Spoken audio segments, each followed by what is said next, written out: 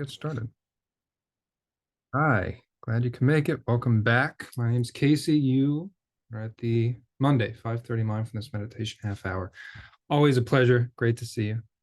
When I was 28 years old, fun fact about me, when I was 28 years old, I was diagnosed bipolar 2. And one of the interesting things about a bipolar diagnosis, 1 and 2, because there's two styles or kinds, is that doctors generally have to wait until the patient is in their late 20s to make that diagnosis. And one of the reasons is because your brain is still forming and there's a lot going on in your 20s, to say the least, to the point where they don't want to misdiagnose, something like that, and then have to take it away and go, oh, never mind. And one of the challenging aspects of that, of course, is that those who do have it need to oftentimes wait it out, so to speak, or maybe more literally, need to wait until their late 20s in order to be seen and diagnosed in that way. And that was the case with me. And honestly, it wasn't a shock at all that it's a very common diagnosis in my family. It's one of the mental biochemical predispositions that we have in my family line. And just one of those things that runs in the family. Some people, it's diabetes or, some serious health issues. My family and genetics tend to be more mental health issues.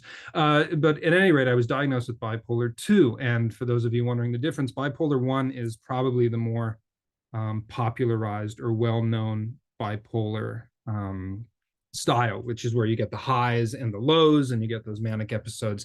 That seems to be the more, I guess, represented style of bipolar. Bipolar 2 is just mostly the lows. And so it's kind of like none of the fun stuff and just more of the lows and very little of the highs.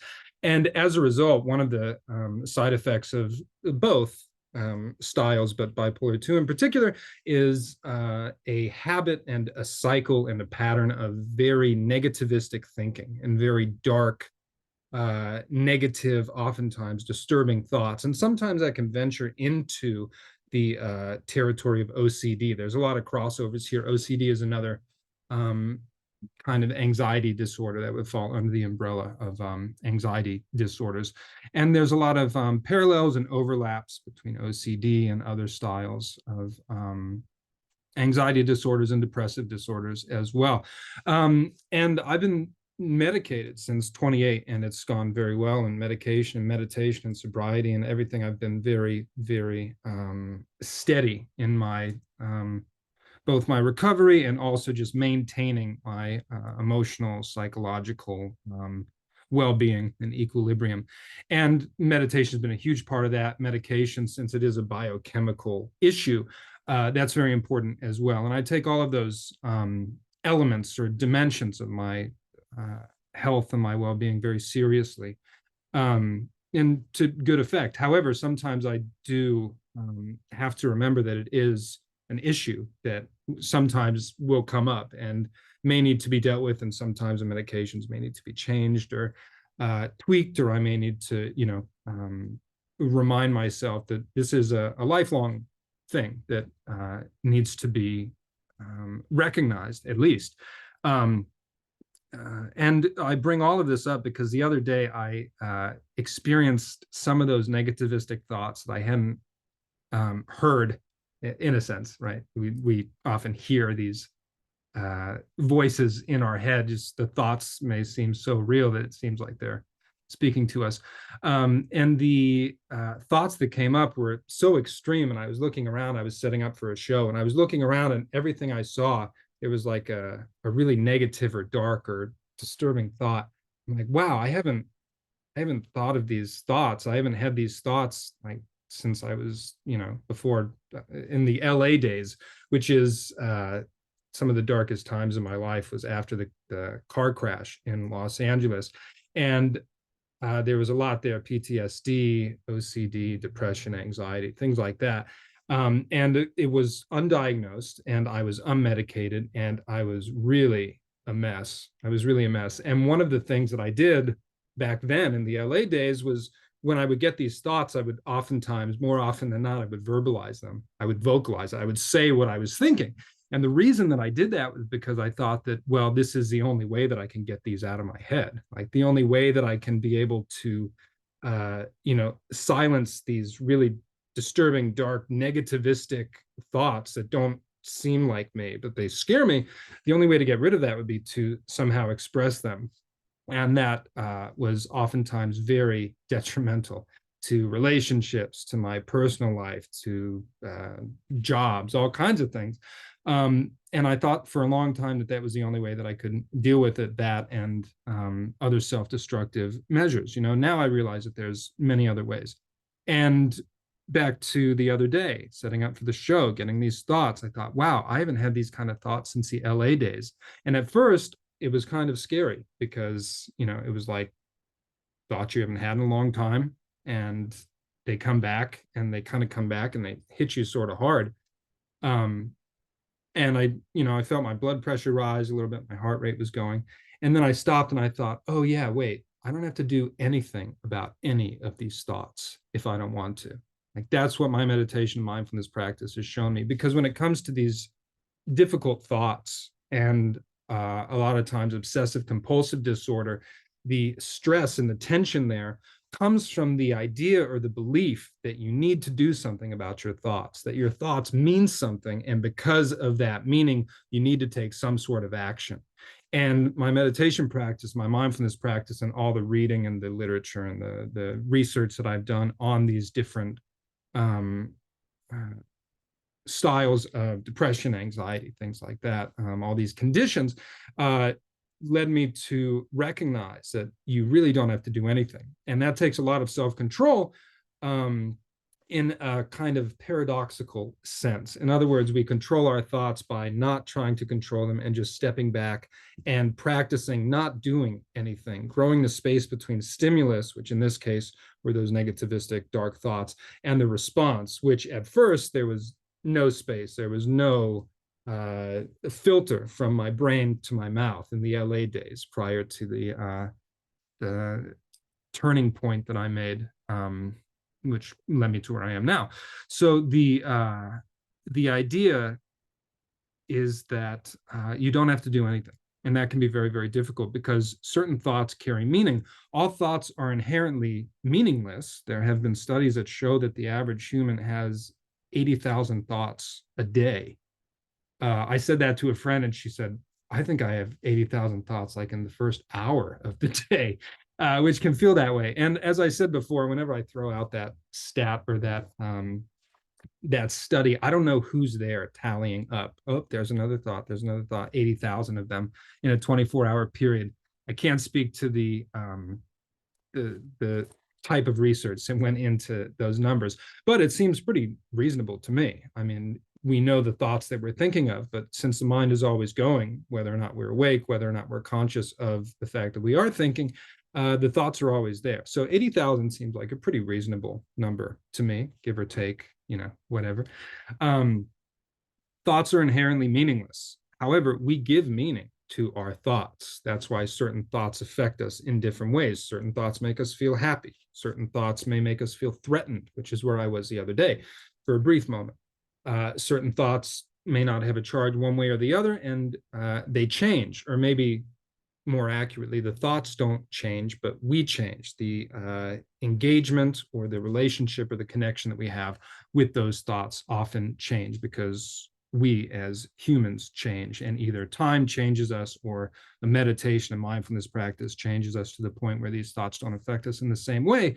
And what I remembered gratefully was that, oh yeah, these thoughts that I'm thinking right now are not reflective, one, of reality. They're not reflective, two, of who I am. And they're not reflective of the present moment, whatever's happening here. This is just something that I'm thinking of. And when I realized that, I started to breathe again and I became mindful and I started watching my mind, not getting wrapped up, not taking these thoughts personally, not thinking that they were somehow a reflection of who I am as a person, which can be a very scary thing to think about your thoughts. And people do that a lot. We take our thoughts very seriously. When we meditate, we get the option to not do that. And oftentimes we don't realize that we have a choice in the matter. But the more we practice that, the more autonomy we have to be able to step back and go, yeah, I can give meaning to that thought if I want, or in the past, I've given meaning to these thoughts. But now I realize that I don't really have to if I don't want to. And I can stay in a place of mindfulness, however uncomfortable the thoughts may be. And I can return to my breath. And in doing that, I get to create distance between stimulus and response. That distance, that space between stimulus and response is mindfulness. It's the energy of mindfulness that we accumulate as we meditate, as we grow in our practice, as we continue to develop and deepen our practice. And within that space of mindfulness, I started to smile and kind of internally chuckle at some of these thoughts because they were just so ridiculous. Whereas a moment before, I thought, oh no, there's those thoughts again from the LA days, from what, like, did I forget to take something? Am I going back to that? Like, there was this whole avalanche that came with those thoughts. But because of my practice, I was able to recognize what was happening, which can be difficult. It's essentially muscle memory, if we call the brain a muscle. When these thoughts come up, there's a kind of instant physiological reaction to some of them, regardless of whether we've thought of them 5 minutes ago or 5 years ago or whatever. Thoughts carry certain charges. But if we are aware, if we are mindful, if we have practiced noticing and watching our thoughts, our feelings, our physical experience, moment by moment, breath by breath, we realize that not only does everything change, but we don't have to take anything any more seriously than we wish to. And that is an incredibly liberating realization. And it's one thing to realize it, because in theory, we can all realize, oh yeah, thoughts are not always real. I think that most of us can recognize that with or without a meditation practice. However, that's just theoretical. In practice context, we can actually put that into our practice. We can actually put that into action.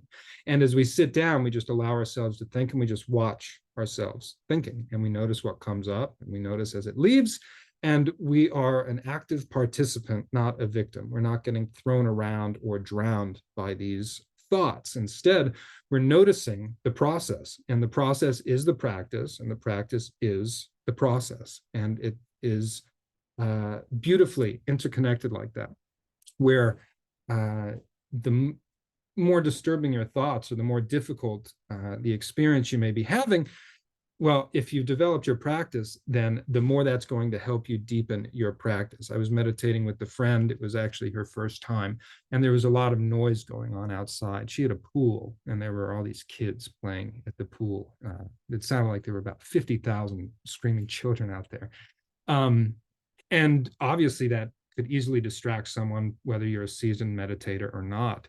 But afterwards, I had brought up to her, I said, that can be really distracting. There's oftentimes a lot of distractions when you meditate, but ultimately, the more distractions you have, the better it is for your practice, because that's the more challenging obstacles that are placed in your practice, and you get to deal with them. And you can either have your attention pulled away and focused on how irritating and outrageous the noise is outside, or you can recognize that that's what you're thinking and come back to your breath. And if you can relax and stay mindful with whatever's going on around you, regardless of the level of noise, whether it's internal or external.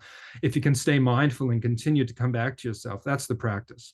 And oftentimes I've said the more you don't feel like meditating, the more you probably should sit down and meditate. The practice is like that. Yoga is like that as well. Oftentimes our mind is saying, no, I don't want to do it, but our body is what's going, well, we're going to do it anyways, because we know that that is the right thing to do. And when we sit down to meditate, that's exactly what happens. And the less we feel like meditating, the more we should probably sit down to meditate. And that's what we're going to do right now. So find a comfortable seated position, long spine, and whatever thoughts come up, whatever experience develops, just let yourself notice. Close your eyes, come to your breath.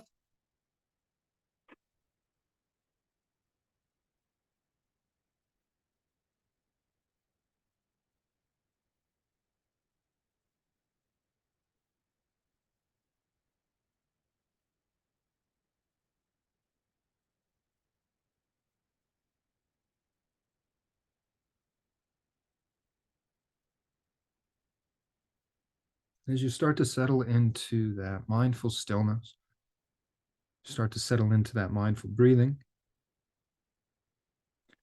it's important to remember that meditation is a moment by moment, breath by breath experience. And the goal is not to stay exclusively in the present moment necessarily. The goal is to realize and recognize when we're not in the present moment and return back to it. That's as essential to the practice as being in the present moment itself. Recognizing when we're out and coming back.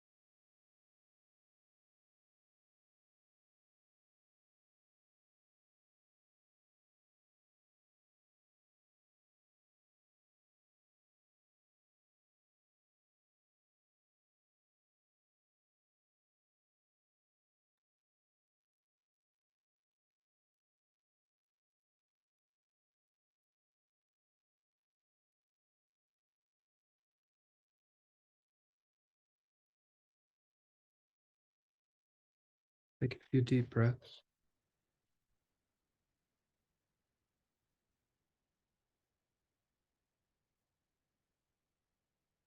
When you're ready, slowly, gently open up your eyes.